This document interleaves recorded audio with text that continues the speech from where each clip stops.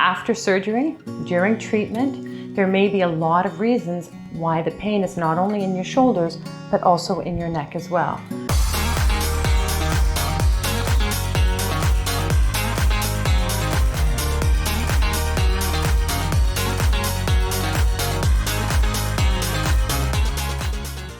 Hi there, Marian Barnett, cancer movement therapist. I want to talk about today is how shoulder movement will affect your neck. So, after surgery, during treatment, there may be a lot of reasons why the pain is not only in your shoulders, but also in your neck as well.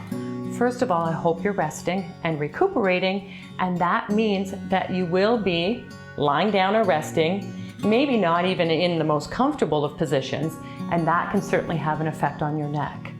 But also the muscles that can come through from the neck and into the shoulders will change their position because of where your shoulders are.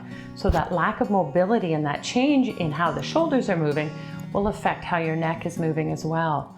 So if those shoulders are forward, you can see my neck is going to come forward as well, putting a strain on some of those muscles in the front.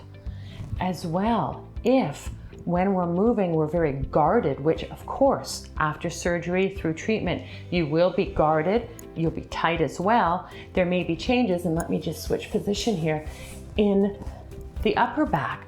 So if you're rotated forward here, that mobility through the lower neck and upper back, that thoracic spine, is going to change because of that shoulder positioning.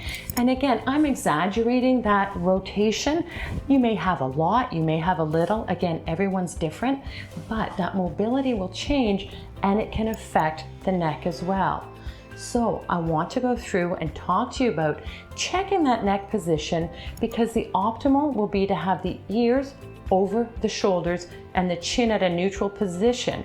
So again, if you're lying on the couch, if you're lying in a chair, watching TV, reading, watching Netflix, all the things you should be doing when you're recuperating at the beginning, watch where that position is and change. Watch where that angle is, and if you can, stand in front of the bathroom mirror, take a look and see if you've got ear over chin, chin in the center, and seeing that does it look side to side or does it look fairly straight? We're not going to be 100% perfect, of course. Things are going to be different, but can you get that ear down to the shoulder? Can you get your chin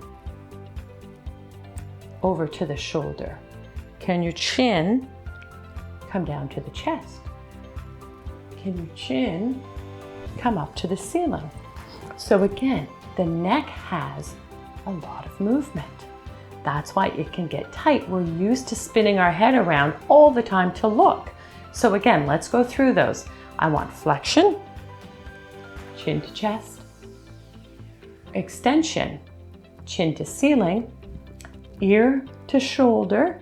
Now again, that's lateral flexion. When you do this, do that one in front of the mirror, okay? I need you to make sure your eyes are staying in the front. So keep the ear over the shoulder with the eyes in front.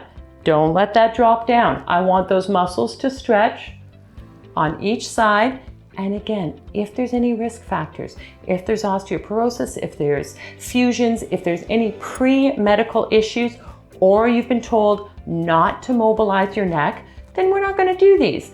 If you're cleared, then by all means try these out, because the mobility and the stretching here is going to help overall with feeling less tight, more mobile, and less pain. So with the rotation, and that's the chin to the shoulder, I want you to go sideways. Mirror is on this side, and I want you to turn and see that you can see the eyes in the mirror. We're not crooked, we're not dropped.